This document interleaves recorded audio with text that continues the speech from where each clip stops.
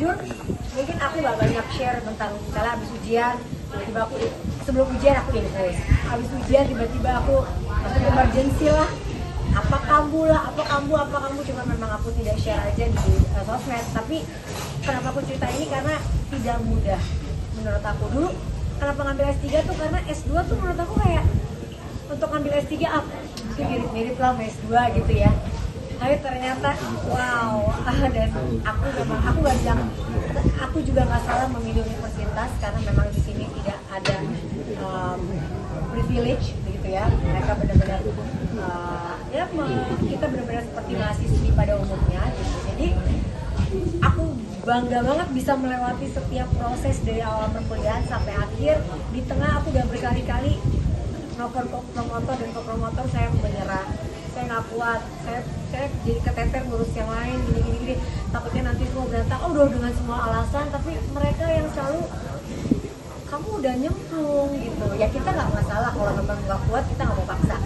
Tapi aku juga kayak malu kan kalau tiba-tiba nggak lulus gitu. Kayaknya kayak Gashan, kamu pasti bisa gitu. Jadi menurut aku perjuangan aku di sini luar biasa banget dan nggak mudah, tapi ternyata kita bisa gitu ya. Kita mungkin orang-orang yang juga sekarang lagi berjuang, kalian pasti bisa gitu, asal memang kita fokus dan kita bisa benar-benar niat, rajin, niat itu udah kunci utama. Gak bisa cuma kayak mau gelar aja gitu, nggak bisa. Kalau untuk S3 sih ya, aku baru ngerasain ya, luar biasa gitu.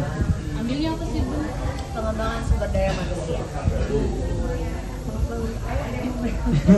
Pengembangan sumber daya manusia. Tapi di situ ya kenapa ambil jurusan hukum itu apa? Itu panjang banget aku ceritakan. Saya tadinya memang aku ada ingin aku lakukan dari hal itu, tapi ternyata melalui semua proses dalam kehidupan pasti orang-orang pada bilang kayak Aura Bun udah ya, jangan kuliah lagi, ini cukup ya gitu. Tiba-tiba aku daftar lagi karena aku dapet, jadi ada kalau kita kayak misalnya aku udah selesai S3, ada jalur yang misalnya kuliah S1 itu harusnya 3 tahun setengah. Ini aku lewat jalur namanya RPL, itu untuk ngambil kuliah hukum bisa hanya dengan 2 tahun.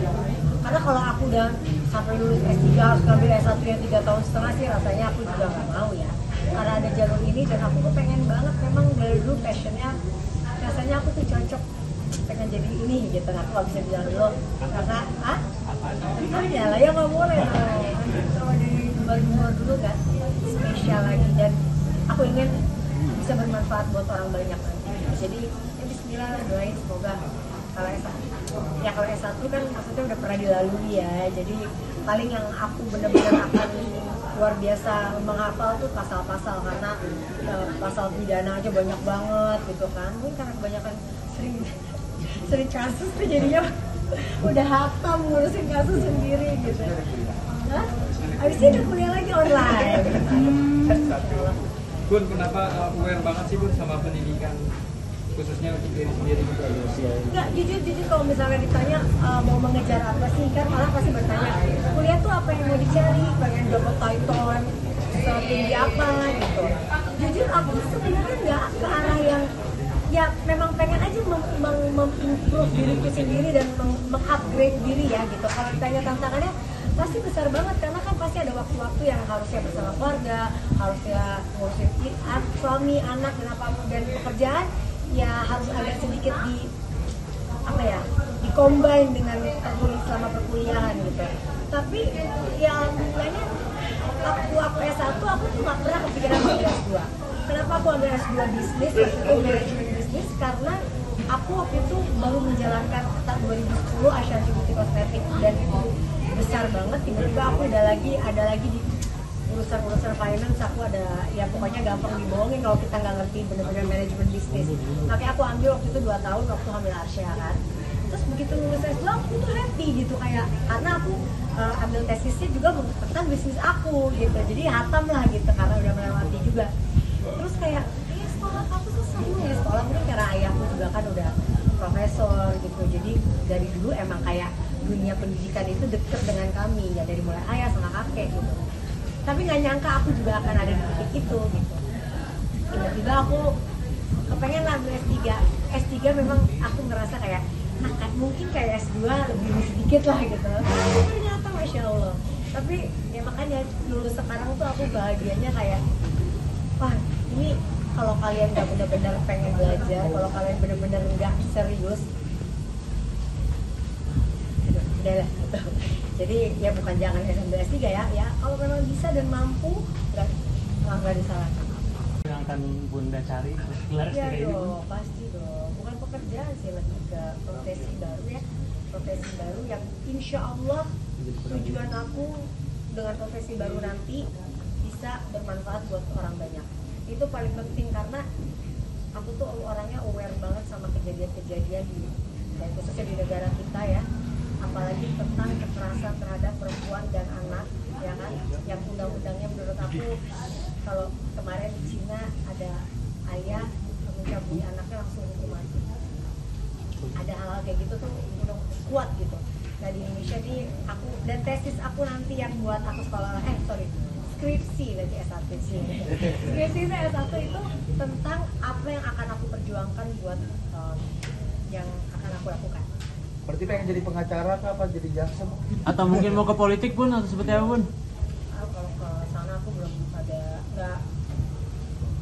belum ada pemikiran kalau aku tuh mau kuliah buat ke situ gitu ya. Tapi kan aku nggak mau ngomong kayak gini tiba-tiba itu adalah cara aku buat bisa membantu orang, nanti lewat toolsnya itu kita belum tahu ya. Tapi belum ada kepikiran yang itu, tapi yang jelas untuk profesi baru udah pasti ada. Itu yang aku bilang tadi, aku juga nggak mau sebut dulu lah, orang belum selesai. Tapi ada tawaran dari parpol atau apa? Dari dulu ya ada kan tawaran, cuma kan aku juga merasa kalau aku dengan masuk tadi yang Mbak bilang bisa berguna buat orang lain, aku mau. Tapi aku cuma takut apakah aku mampu untuk bisa bersuara tapi tanpa aku harus kenapa itu kan banyak perjalanannya, jadi nggak semudah itu. Tapi mudah-mudahan kita berproses ya. Kayak aku bilang mau apa enggak aku belum bisa jawab sekarang, karena aku jawab enggak tiba-tiba iya, aku jawab iya tiba-tiba enggak, jadi aku untuk hal itu belum bisa menjawab. Tapi intinya aku udah punya tujuan buat apa yang udah aku lakukan sekarang. Bun, profesi barunya bidang pemerintahan atau enggak sih, Bun? Profesi barunya bidang pemerintahan atau enggak sih, Bun? Atau LSM Hmm. atau apa? Yes. Oh ya, LSM. Bun, sempat stres nggak sih, Bun? Hukum ya. Kok LSM? Oh, kirain hukum saya. Ya bisa.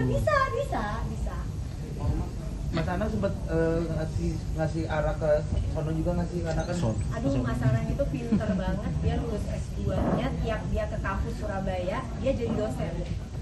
Padahal belum lulus S2, cuma dia kuliah offline. Kan kalau di Erlangga tuh nggak boleh full online kan. Jadi kita harus ada bolak-balik ke Surabaya juga. Setiap kali Mas Anang, karena dia ambilnya industri musik, ya dia hatam, dia pernah menjadi pelaku juga, dia juga pernah mengkritisi. Jadi dia udah hatam di dunia itu, jadi dia ngambil tesis yang sesuai dengan apa yang memang dia perjuangkan dari dulu gitu. Nah sekarang ya udah S3, udah masuk, bukan udah S3, udah 1 bulan jadi anak mahasiswa baru S3 di UNER juga. Bun, Berarti sempat nanti stres nggak sih, Bun? Ini kan dari S1, S2, S3 terus S1 lagi begitu. S1 laginya aku juga ngambil S1 lagi ini karena saat aku nanti mau menjadi yang profesi yang baru tadi, aku harus S1. Kalau enggak, kan S1 aku dulu politik, S2 aku business management, S3 aku PSDM, nggak ada yang linear kan. Nah untuk aku ke profesi itu, jadi gini, kenapa aku ada di profesi itu? Aku mungkin cerita sedikit ke teman-teman. Jadi aku banyak banget podcast aku tentang kekerasan anak, tentang apa yang membantu ternyata. Ya mungkin kan sekarang ada Mas Denny juga gitu ya. Aku lumayan lah, mungkin belum sebesar Mas Denny, tapi ternyata podcast aku bisa membantu orang-orang ini mendapatkan keadilan hanya dari podcast. Jadi dia memviralkan sesuatu yang bisa berguna. Jadi ada satu anak di Padang yang sampai sekarang ibunya berterima kasih banget karena ada kasus hukumnya yang kita bantu lewat jalurnya, mungkin ya hal-hal yang seperti tadi memviralkan, terus kita juga meminta tolong ke pihak yang berwajib di sana, kenapa ini belum masuk orangnya gitu. Dan itu ada 3-4 orang. Ya mungkin baru sedikit gitu, tapi aku ngerasa kayak aku punya kemampuan untuk bisa melakukan hal itu. Terus kalau aku sedikit-sedikit minta tolong sama teman-teman, ya kayaknya kan gak enak, bisa teman-teman penegak hukum gitu, misalnya kayak tolongin dong urusan ini, tolongin dong urusan itu, kayaknya tuh minta tolong terus gitu. Kenapa nggak aku aja yang